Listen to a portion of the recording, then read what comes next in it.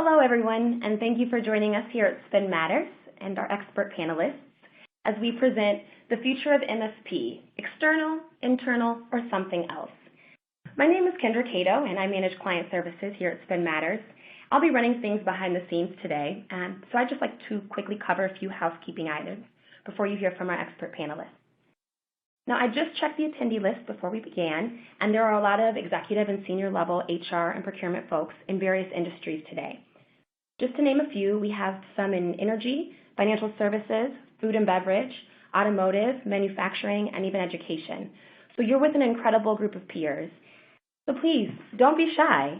Send any questions you may have, and don't worry, you'll remain anonymous, but send any questions you may have via the Q&A panel in the top left corner of your console, and we will do our best to get through all of the questions at the end of today's presentation. Now, just below the Q&A panel, there are some additional resources we've included, including some of the latest research from Spin Matters and today's sponsor, Zero Chaos, as well as a copy of today's slides. So please feel free to download those to share with your peers. Now, I know for a fact that you're definitely not here to listen to me jabber on, so I'm pleased to pass the mic over to Jason Bush, who's the founder and head of strategy here at Spin Matters. Hi, Jason. Thanks again for joining us today. Do you care to introduce today's panel and give us a brief overview of what you all will be covering? Absolutely. Thanks so much, Kendra. So I'm just really the moderator in the background here, you might say. I'm going to add a few things, but I'm really thrilled to be joined by my colleague, Andrew Karpy, and the real star of the event, Michael Werbelin, who is Chief Executive Officer at Zero Chaos.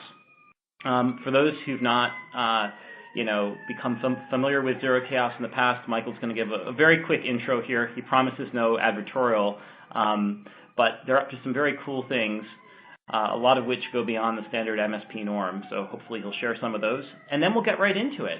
We really want to get at today the future of the MSP, and in the past, we'll start by talking about the notion of binary decisions, right? It was to self-manage or not to self-manage. But the world of talent, the world of external labor has really blossomed. Some might say it's become an overgrown forest in so many different directions. So we're going to argue for potentially a different future where it's not so binary as we look at to self-manage or to use an MSP, given all the ways that external labor, external work, external project-driven outcomes are changing. So with that, I will go to the next slide. Just a little bit of background on us before we get into the heart of the presentation and Michael's introduction here. So I started Spin Matters 13 years ago now, really as a hobby. I was interested in inciting opinion about the future of procurement, really generically at that time, but it's expanded in so many different directions. We have 12 different sites today. We get very deep into services procurement as one direction. That's a real passion of mine, along with Andrew Karpy, who covers it with me. We go very deep in certain areas of manufacturing. We've got the biggest metal supply chain publication. We go deep in certain industries like healthcare. And one of my real passions that I wish I had full-time time to cover is public sector procurement. We've got a whole business dedicated to federal and state level procurement, and even beginning to look past the states into Europe as well. There's so much opportunity on the federal and state level in this country, let alone in the rest of the world, to really bring best practices to government. So that's a very quick intro to us. I will now turn it over to Michael to give a quick intro to Zero Chaos. Michael? Great. Thank you, Jason. It's a pleasure to be here.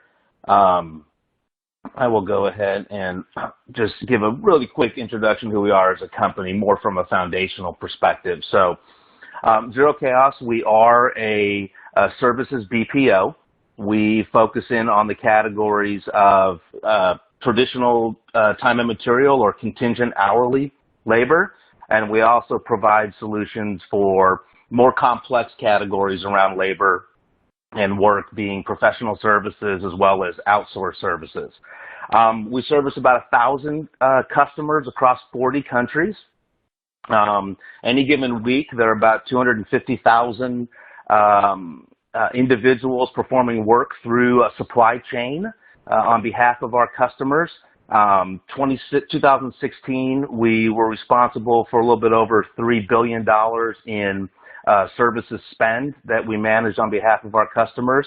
And our supply chain, our active supply chain, is roughly about 10,000 suppliers providing services and direct labor to our customers. I've been with the organization since 2010. I've been in the business quite longer, both on the supply side as well as the services side. And I came to Zero Chaos via an acquisition where I was with eWork, which was a vendor management focused in on hospital systems and clinical and non-clinical labor. So very, very happy to be here and be a participant as well. Great. Thank you, Michael. We'll just dive right into it. So the format today, Andrew and I are going to spend maybe 10 or 15 minutes or so at the most setting the stage with some of our thoughts on the evolution of the MSP universe and where things are today. And then we'll start the fun stuff, the discussion and debate between the three of us. So if we go to our first slide, let's talk very quickly about the past.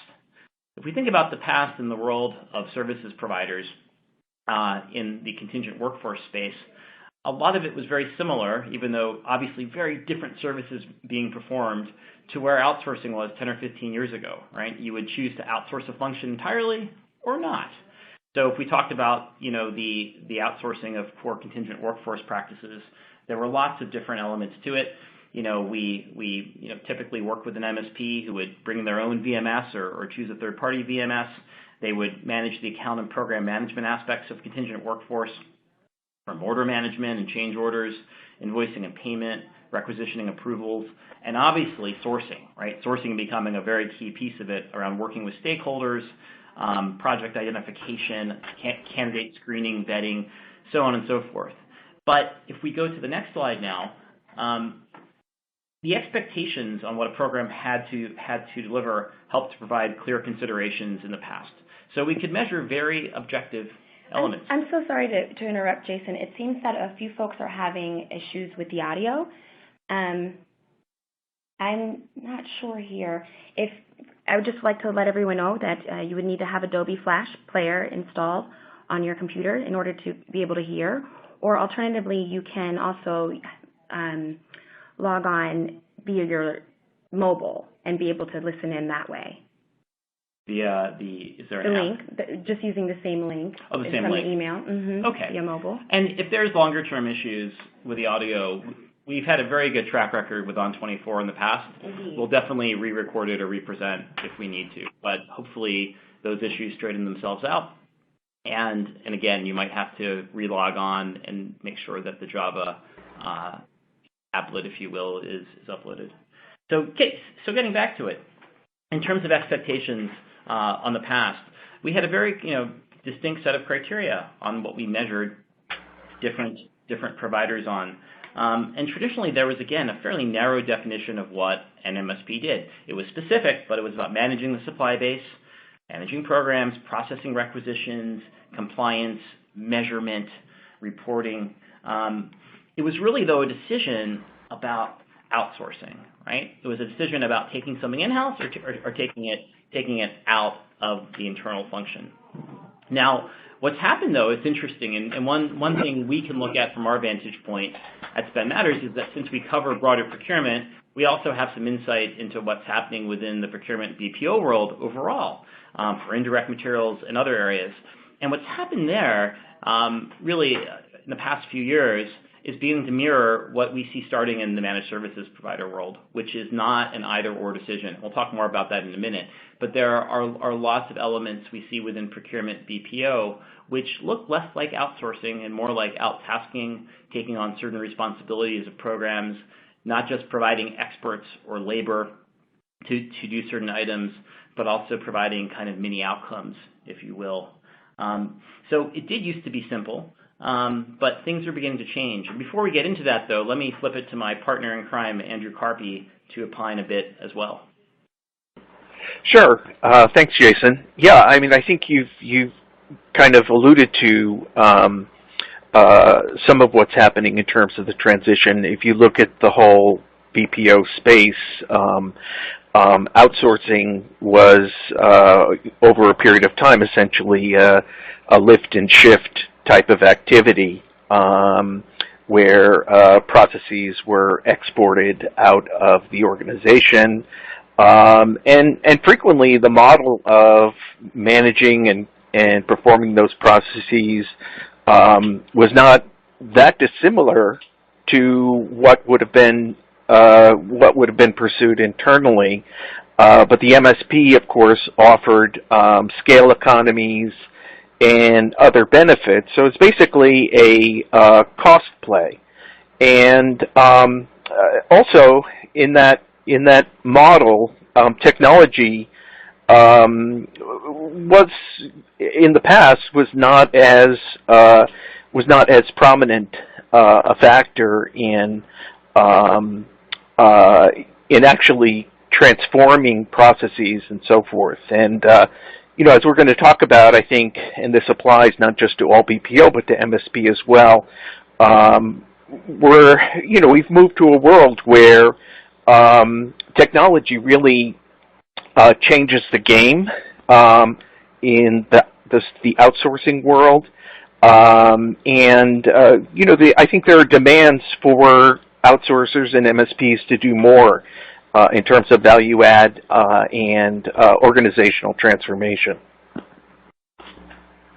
Thanks, Andrew. Super helpful. Let's go on to our next slide here, and your point really speaks to around technology, some of our learnings as well. Now, this is a bit dated, and I'll preface the findings here with the notion that the survey was done in 2015, but I think a lot of it is still relevant. So we did a survey with our research partner, the Institute for Supply Management, in 2015, and we actually got a phenomenal sample size. It was a few hundred companies, looking at whether services supply chains were managed as well or better than indirect and direct supply chains. And we actually broke out all three. The focus of the study was actually looking at contingent workforce. We really, it was our stealth way of getting at our services supply chains managed well or not. And the findings were actually pretty radical and surprising to us. I'll show some of those in a second here. But one thing that came up at the time was in terms of overall satisfaction with programs for contingent and services. The organizations which use an MSP's proprietary VMS actually scored highest. Now, they weren't that far ahead, to be candid, if you look at the data here of a standalone best-of-breed VMS, regardless of if it's self-funded or not self-funded. And by the way, all the fee models here are somewhat irrelevant because what goes around comes around. If you are going to self-manage a program and charge suppliers a fee, ultimately, they will likely, work that into their margin. Obviously, the same as the VMS MSP markup as well. So fees are somewhat irrelevant, but it was interesting looking at the data here. But as we look at the world of technology and how it's coming together, it certainly is a critical piece. We're not at the stage yet, and I don't think we're going to talk too much about it today, but one thing Andrew and I are really keen on is kind of next generation disruptive technology building blocks. So, what is the potential for hybrid machine learning, which is a type of AI to prove disruptive? Some people like to talk about Robostan as a country, the country of robots doing things behind the scenes or bots. But we're not that far off on lots of levels. So in the future, technology will be hard to separate. I'm just going to go to the next slide now, and maybe Andrew can chime in here in a minute too. But if we look at how services supply chains are managed, and if we put on our kind of Six Sigma caps, and I'm not a green belt, let alone a black belt, but there are some folks in the office here who are, we basically begin to see that direct supply chains, followed closely by indirect, are much better managed overall than services supply chains. So in the past, as I look at this at least, it basically says MSPs, had kind of shooting fish in a barrel in terms of the opportunities, right? If you're getting religion around the contingent workforce program for the first time, man, there's so much low-hanging fruit to go get. But obviously, as we get more sophisticated and as things change, it's where the second level savings begin to come in. But Andrew, I'll flip it to you for any thoughts there. Yeah, thanks, Jason. And I think if you eyeball down the items here and look across at the blue versus the other lines, it's pretty startling. Measure suppliers and strategic factors, for example, but most of all, that's the first one, effectively utilize continuous improvement methods, and then a little bit further down, having visibility into cost structures and risks. Those are, pretty substantial requirements for a program, and effectively, those types of requirements are not being optimized relative to the other areas of procurement, and it's extremely clear there. Now, there could be a number of reasons for that, but the fact remains that as Jason, as you said, there's quite a bit of low-hanging fruit. There must be, and despite the fact that we're now 20 years into formal contingent workforce management programs and MSPs, something more appears to be needed. That makes sense. Jason? Thanks, Andrew. So let's go on to our next slide here. So what's changed, besides looking at what more is needed as programs become more sophisticated? The answer is, in short, a lot. So if we go back to the ISM study we did from a couple of years ago, we even begin to see that complex categories on the services front are not well managed. And, take your pick, whether it's consultancy services, IT consultancy, legal spend, accounting spend, IT help desk, software, purchases, services in general are not as well managed overall. Maybe they're sourced well, but just because you negotiate, a good rate card, or just because you negotiate a strong MSA, and advantageous SOW, doesn't mean boo in the end in terms of how programs get managed and implemented and the total cost elements. Not that services providers are nefarious, but it's like the old commercial: if you squeeze them on the front end, they're going to get you on the back end. So the rise of SOW and services, and the fact that procurement really is stepping up to the plate more here, I think is a major change element. But again, it's not just the operational side of it.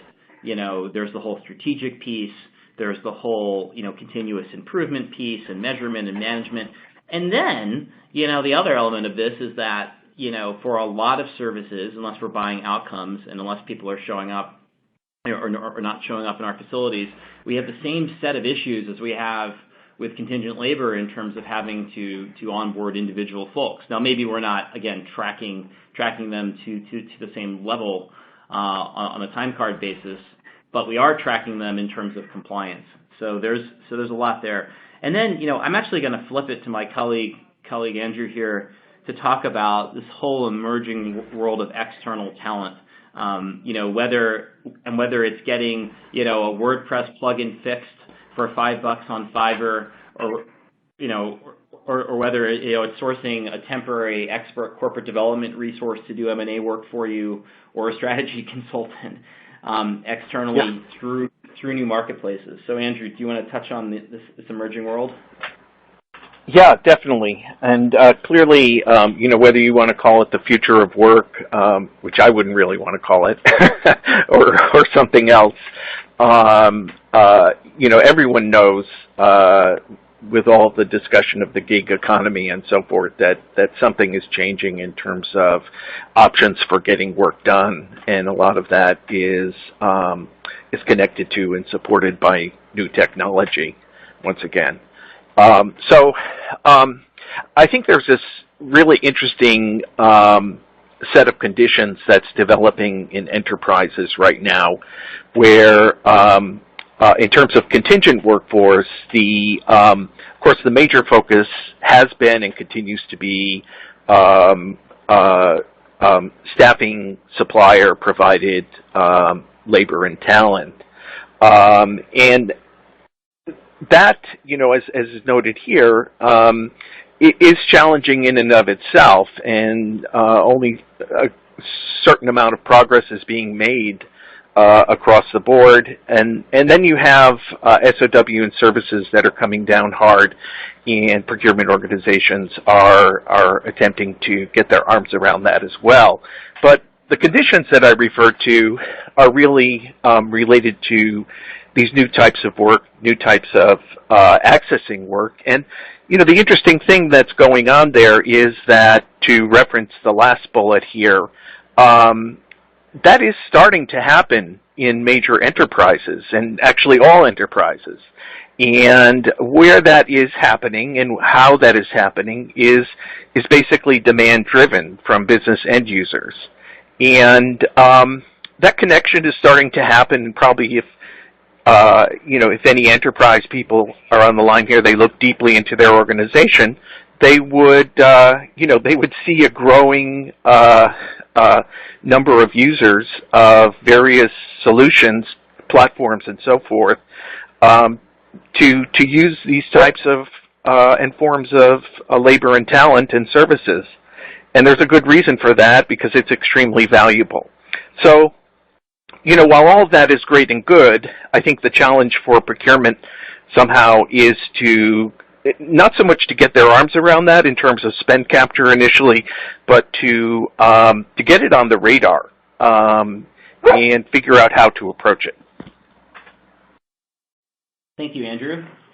So as we kind of begin to wind down Andrew's and my up front kind of setting the stage section, we got a couple more slides to talk to here, but a lot of these topics we've hinted at already. So, you know, how else are programs more complicated today besides the external, mix changing, the emphasis on SOW, all these new sources of talent? You know, we talked already about how some first wave savings opportunities, you know, have been tapped. You know, if we look at, you know, kind of early things an MSP might do, you know, in terms of looking, at all the different, metrics associated, with, hiring external talent effectively. So, you know, the time to candidate submittal ratio, you know, looking at, the percentage of successful assignments completed, obviously looking at rate card information, looking at audit results, all those things, matter obviously on the first wave, but, programs are more complicated for other reasons too. Yeah, global operations for one, if we go back 5 or 10 years, a lot of MSP programs, were fairly localized, at least by country. We're now looking at beginning to get a handle on contingent and services spend on a global basis if we're a multinational. There's another trend too. We're going to show you a really, really ugly chart in a minute. We can call it that because our colleague Pierre Mitchell wrote it. We didn't write it. But it's a really good slide. And it really talks about how procurement is becoming more of a services provider to the business itself. So hold that thought, for 1 minute. But the key element there is that once procurement thinks about itself as a services provider, it begins to think about what is core versus non-core. And that can be on a category basis. It can be on a geographic basis. It can be on a process basis. It can be on a technology basis. So it opens up the world as to how things, can change. And then, last, Andrew talked a bit about this. New technology and virtualization are truly impacting how programs can be structured. This whole notion of virtualization of whether it's, bandwidth or server capacity, in the cloud, through to, the all-you-can-eat bandwidth on your smartphone, we moved into a completely different era. Nobody would have guessed that, Amazon's hottest, fastest growing business unit would have been AWS even a few years ago. But, technology has changed so much, and it's changed how one can structure and manage programs effectively too. So I'm going to go on to the next slide because of time here. But this is the ugly one I wanted to hint at. So, a double click on procurement as the provisioner. And we're not talking about, the provisioner in terms of food here, but, there's an apt metaphor to that as well. The idea is that procurement sits between the outside world and the business. And there are certain things it will always do internally, depending on the company, and certain things which are more flexible. But the point is, it's delivering these services and meeting the demand of the business. And as we talk more in a minute, about how worlds are converging between software and content, and even services, associated with it, or the other way around, where services are embedding software. Procurement's ability to, again, provision the external world and what it can deliver itself to the business becomes even key. So, Andrew, any more thoughts there before we begin our debate discussion? Just very quickly, no. Just to emphasize, as you said, I think technology really changes the game here in terms of moving from, for an outsourcing perspective, moving from mere process outsourcing, doing work outside of the firm, to being an outsourcer of service provisioning. So that's all I'd say. Great, thanks. So we'll go on to the next slide and really kick things off here. So as we might describe it, for those who spent too much time watching late night television 20 years ago, and still cannot get enough of Mike Myers, it's time to have some coffee talk. And we position Michael as Madonna here in the center. I'll leave it to your imagination as to who's playing the Mike Myers character on the phone. But as we get going here in terms of the back and forth with Michael, our core hypothesis, and we're not going to say where things are going for sure, is that the way of looking at internally managed programs versus MSP as either or in the past is starting to change. But, obviously then the question is, what do we really think? So my first question, and Michael, I'll toss it to you first because you've been patient, is, how should companies define the role of an MSP today? And then we'll go from Michael to Andrew, and I'll say a few words if I can think of anything smart at the end. Yeah, great. No, and thank you for that. The interesting thing is that as you were talking, you sort of covered, maybe a decade or more of transition in the world of MSP, and in particular, what's happening with labor. And, what we see, and when companies are sort of looking to define the MSP today, that in and of itself takes on many, many different characteristics. And it's really, some of it's internal within organizations in where they are in what we call the maturity curve at Zero Chaos, as if they have nothing formalized versus they've had something formalized and they want to expand that. So the key foundation is what is your world today, and what categories are you spending as it relates to, we'll take it down to its lowest sense, of labor. So you have external pressures and internal pressures that are forcing changes in today's business, and we see it in all of our customers, whether at the low end of the maturity curve or it's a customer that's going into their 10th year working with us and moving into different categories. And, the external pressures that are different than before are all the things you've talked about, and probably everybody that's been on here has read about or experiences themselves, is, the labor market's different. The labor that's providing the services is different. How you find that talent is completely different than it was even 7 years ago. So that creates a certain layer of complexity. How you engage the providers to provide this labor and these services for you has changed, which has become complex. But internally, what we see is interesting is that the old definition of an MSP in the contingent space was what most people think of. It's to manage hourly labor. It's to put rigor around that. It's to source the talent, manage performance, and bring in a technology, either their own VMS or a third party, and sometimes no technology back in the early days, but an Excel spreadsheet. But the purpose was to provide visibility, transparency, control, and sort of automate these processes. Now, what's interesting is that you combine the external labor forces with that actual rigor, and that starts to push your business units to go other ways to find labor themselves directly. So when you're looking at how to define an MSP, it's really try to understand where you sit today, what you're trying to actually solve. But if you can, where are you going to be in 2 or 3 years? Because an MSP can manage almost an entire program around contingent. That's what the original generation was built for. But when you use the term BPO, which we do, it's business process outsourcing. So what we see as you move into and you start to define the role of the MSP outside of traditional hourly is you start to look at non-core processes. It's a combination between internal expertise from a strategic perspective and which pieces of the overall program is not core or is a distraction from what you're trying to do for your own internal business. And that's what you start to shift over to an MSP. So it's kind of really a combination of when you're defining the role, depending on the category and what you view as core and non-core to you being able to execute internally on your business plan. Thanks, Michael. Andrew? Yeah, I certainly agree with all of what Michael is saying, and I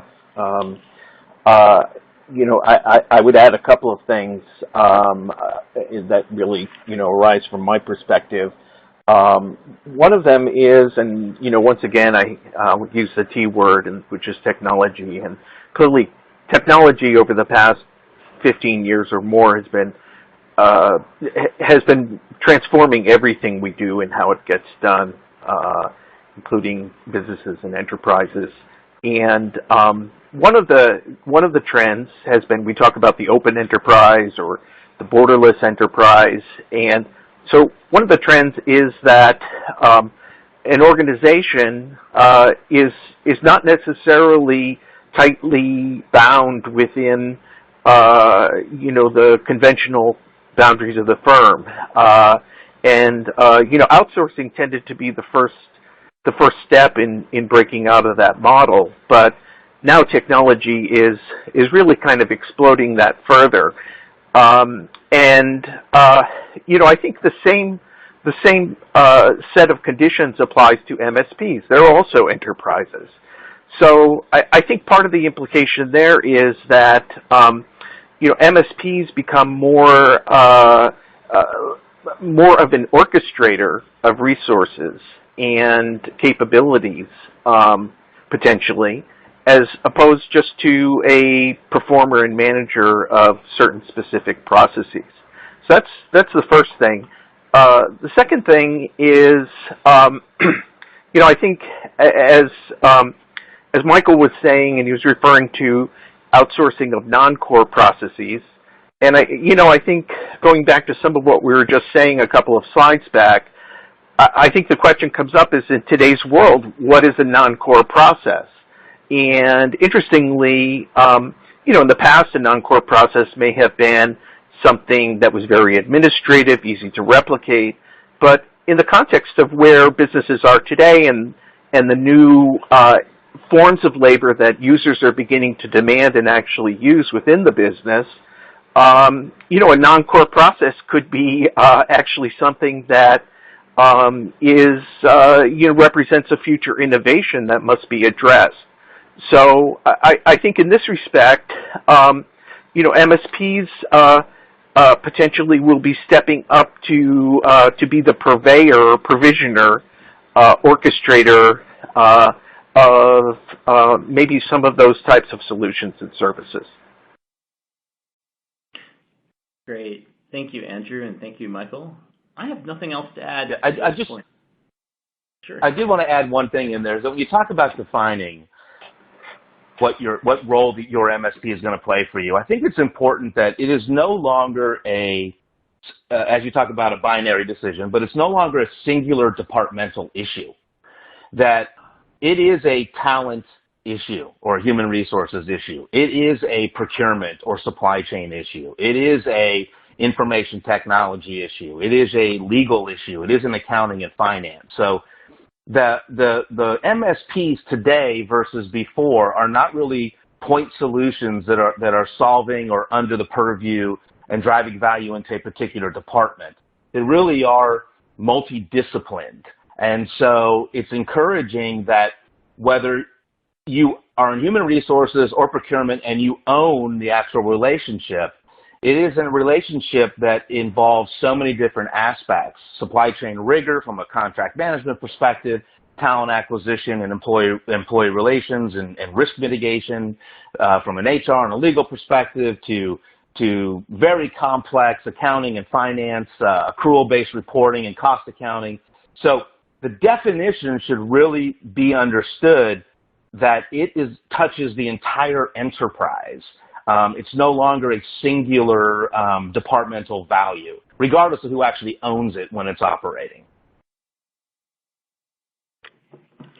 Good points. Yeah. Good points. That was a great point. I mean, we've kind of touched on the next question already, guys, which is why have some external or why have some enterprises decided that the traditional external or internal view is outdated for their contingent workforce and services procurement program? But I would almost ask that in a different way. Maybe they haven't even, decided it's outdated. They just don't even think about, those kind of, black-white, decisions anymore, right? So we're thinking, to Michael's point earlier, about the process outsourcing, right, or outtasking. There can be, very discrete elements, or there can be broad-based elements of things which are done internally or externally. But, Michael, let me toss it back to you. What are some of the characteristics, you see in organizations which have moved beyond this kind of past view, and what are your thoughts on the question? Yeah, absolutely. Great. It's a great question.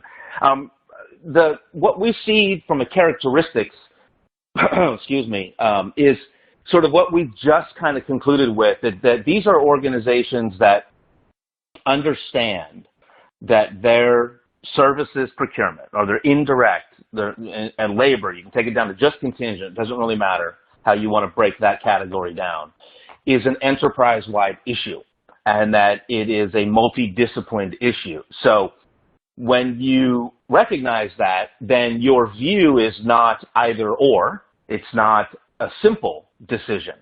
And we see that in early on in buying cycles today, which is far different, than when we opened our doors 14 years ago to do business, is that buyers are much more educated.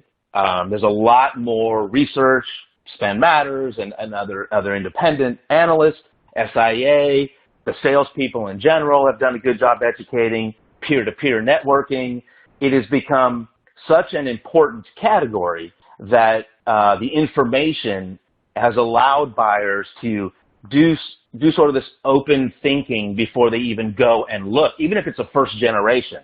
First generation used to be just handle my temp spend, quite frankly, and then maybe we'll do something else. Today, we're going to start with the low-hanging fruit of hourly, but our goal as an organization is to move this way up a maturity curve, and that's who we're looking to actually partner with long-term.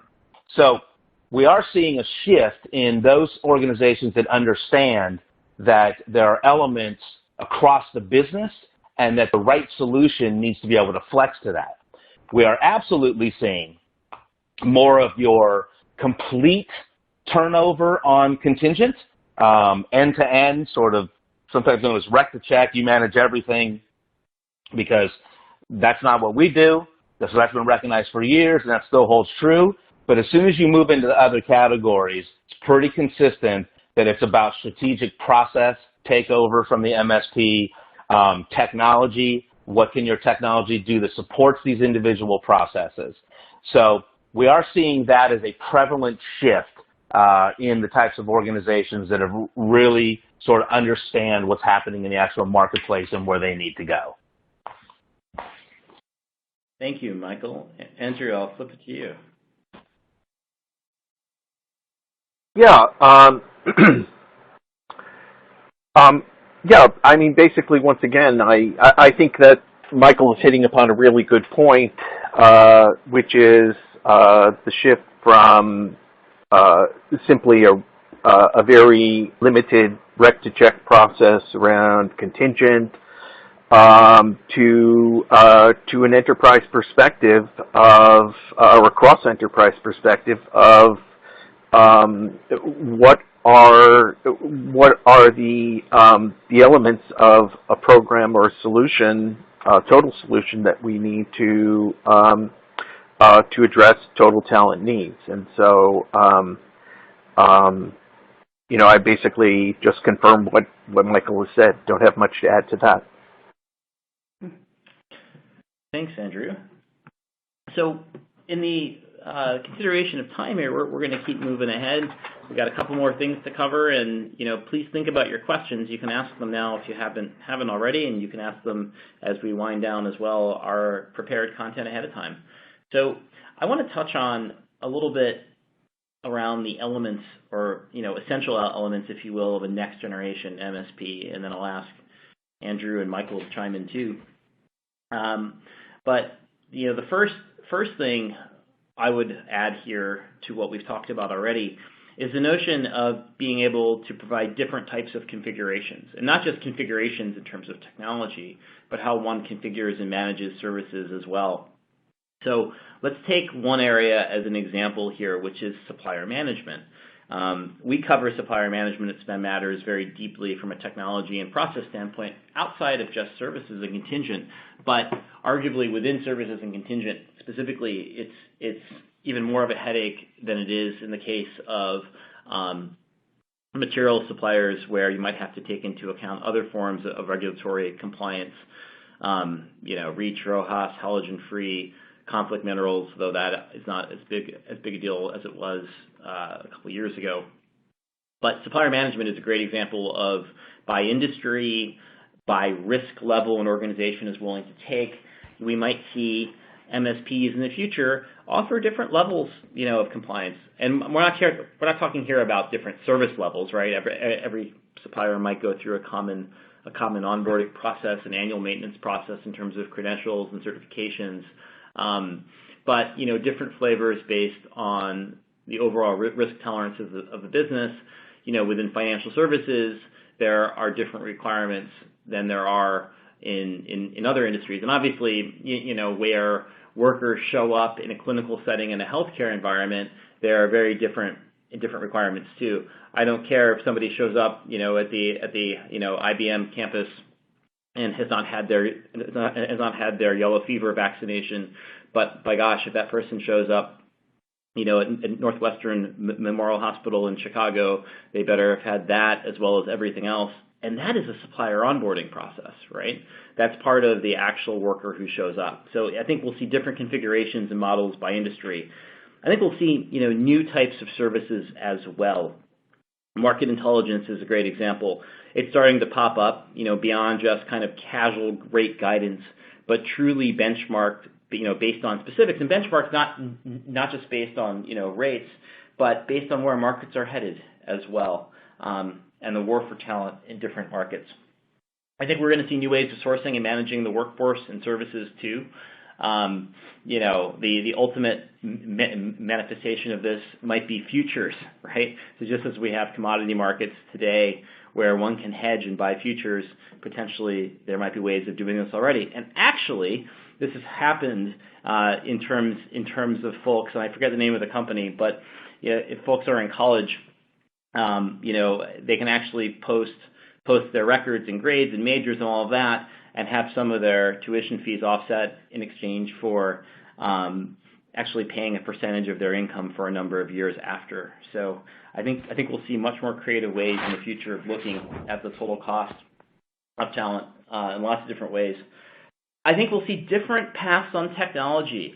I'm sure Michael has a strong perspective on this at Zero Chaos as they bring their own technology, but I think they offer the flexibility to use others as well. But I personally look at technology not as a buy, build, but how do we look at integrating various forms of technology as well. So the future is not a monolith. It's integrating different islands and making sure we have passage effectively between them. I think there's some analogies here. Some of these might be better than others, but in terms of where MSPs are headed. So if we look at kind of the evolution of the transportation world and, logistics world, we moved from, kind of larger service provider relationships for truckload or less than truckload or ocean or air to, looking at a 3PL. A 3PL actually looks pretty darn similar to a non-vendor neutral MSP in that it often has its own assets. and might steer folks to use those assets, but and we'll also use other assets too. But then moving to a 4PL concept of virtualization, where we are truly doing logistics supply chain network design. We're not looking at it in terms of just the equivalent of fill rate, if you will. I think there's some analogies too in manufacturing in terms of where MSPs are going to. It used to be, within high tech, you either own your facilities or you outsource to a contract manufacturer. But even though Apple today, does not manufacture its iPads or MacBooks or smartphones, you can be sure they've got a lot of control over what happens in a Foxconn facility.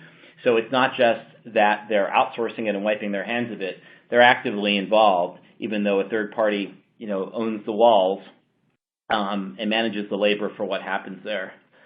And then I think a final analogy too. This one is a little bit, on more of a reach, but I think it's important.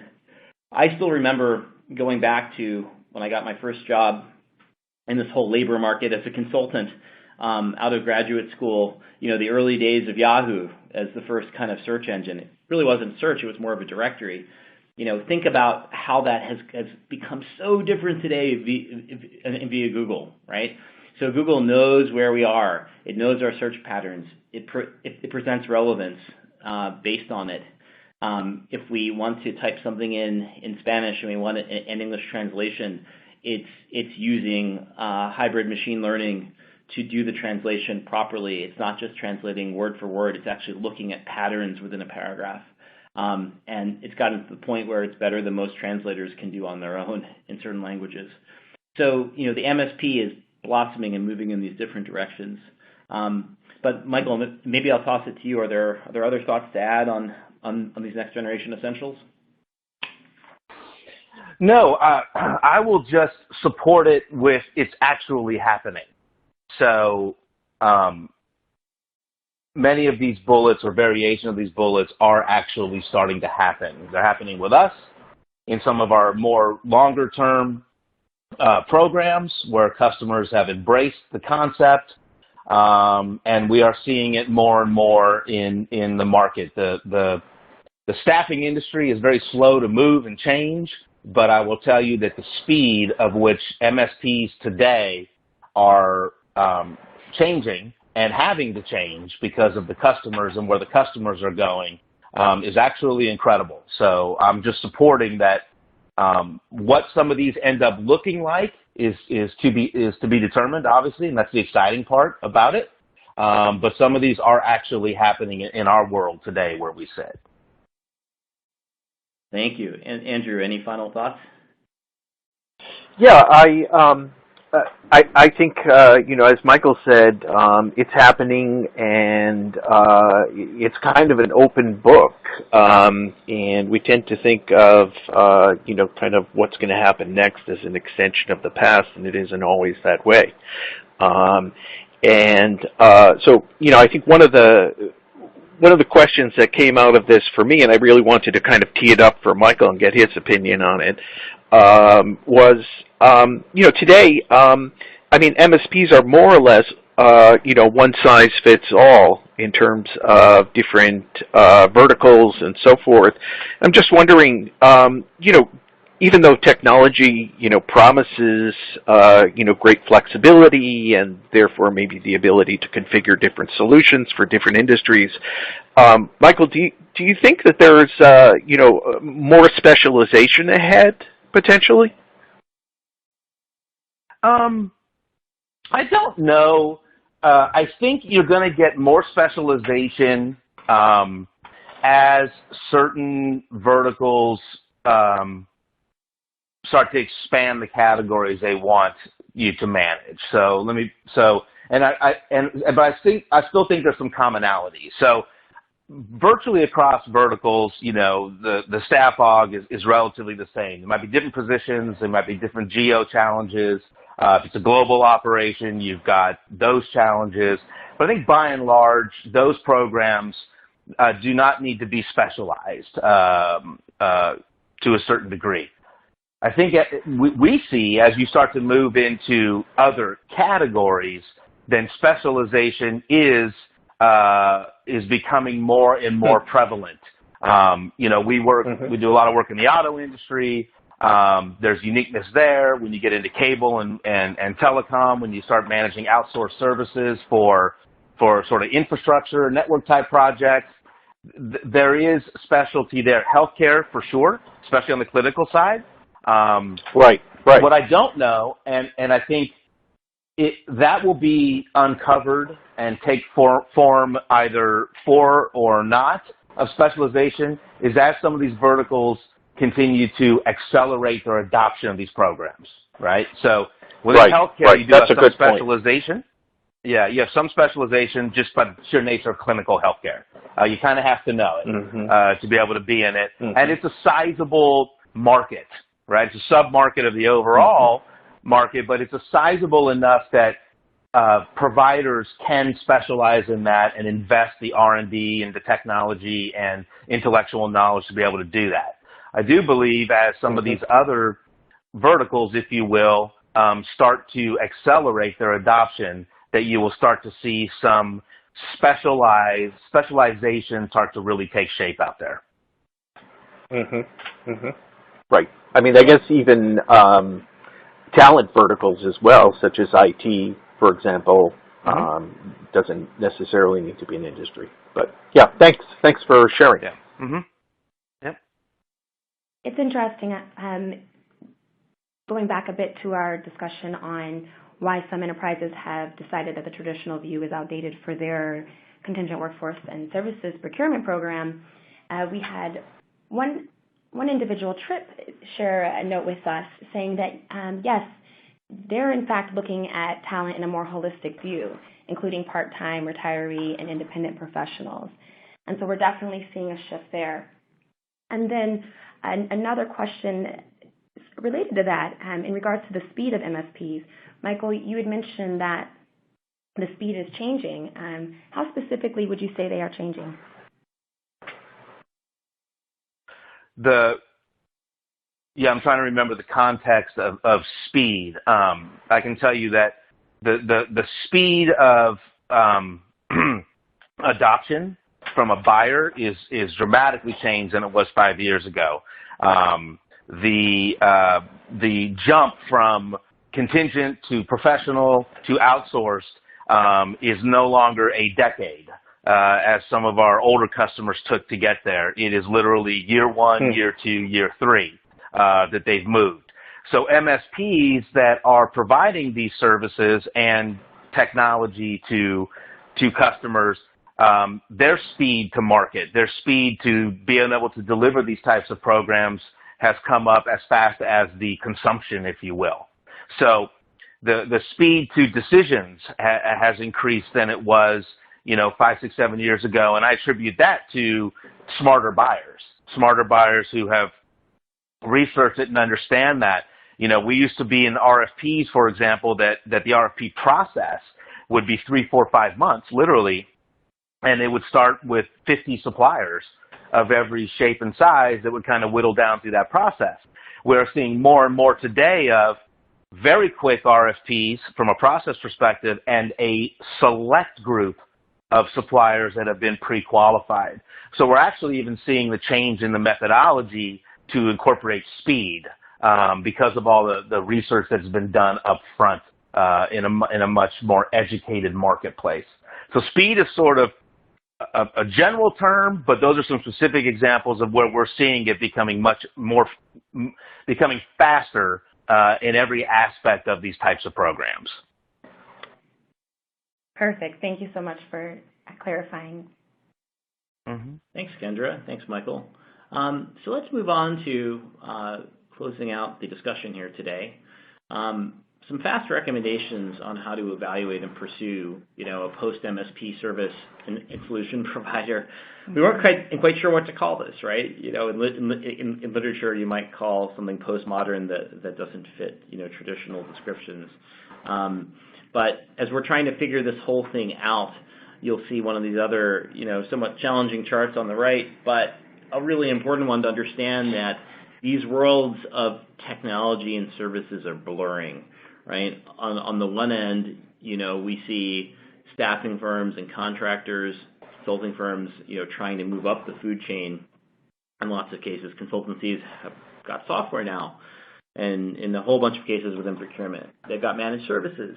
And by the same token, within a bunch of software applications, I'll pick on e-procurement outside of the VMS space here, we see the lines blurring in terms of benchmarking and data provided within the application and guidance and even sourcing.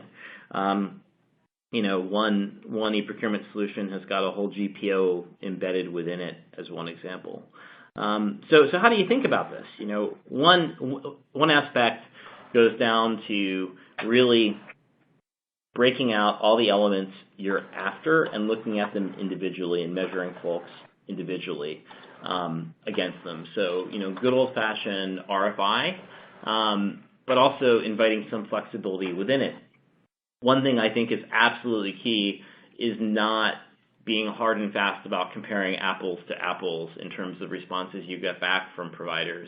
You want to encourage flexibility.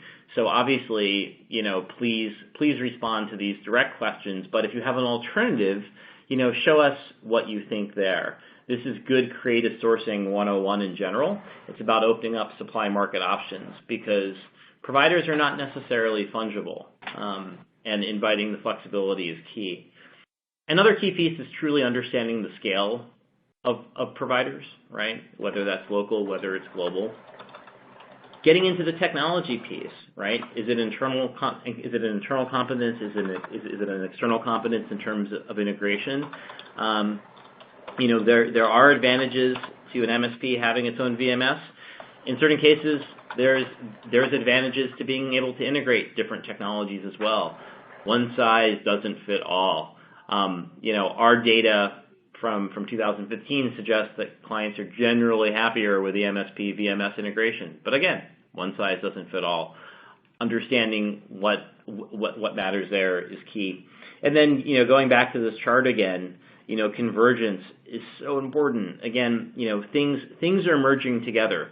If we say it's 2025 and AI, machine learning is truly embedded across all aspects of VMS capability, are we going to be able to do away with some aspects that an MSP has traditionally done with humans? Maybe, right? But it's this world of convergence, and being there and figuring it out is important. There's also, the timeline as well. But one thing I like to remind people of timelines is that you could have the right answer, but just like trading on the options or futures market, it's not just about knowing the direction of the market, it's about getting the timeline straight. You can still completely lose your shirt and have the right answer if you don't have the timeline right. So, don't necessarily bet on things which are not there yet. And then if we go to kind of our final slide, and I'll leave it to Michael and Andrew for some closing words here, do not forget the road ahead. What's happened in the past decade in terms of technology advances has been pretty revolutionary. What might happen in the next decade? It might not just be technology. Different administrations in Washington or on the state level or in Europe could have very different rules which impact contingent workforce and services programs more so than technology has even played a role in the past 10 years. If we move back to limiting the number of H-1B visas in North America, that could certainly impact the availability of talent in different areas. So the road ahead is not necessarily a straight line. It could swerve in different directions, and that's important to consider too. So maybe Andrew, if I'll toss it to you for a couple words, and then Michael, if you want to close it out, and then we'll wrap this up.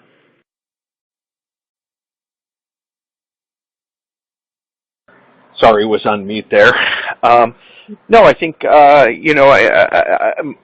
just very quickly, my closing comment would be, I think MSP means more or less the same thing to a lot of people today. Not because it is, but because it has been. And as we've been discussing here, I think it's time to take another look and be open to what can happen. Thanks, Andrew. Michael? Yeah, I think the road ahead is going to be challenging. All the things you said, Jason, it's sort of anybody on this call who's dealt with labor has sort of live with that. Regulatory changes. I think sources are going to continue to broaden.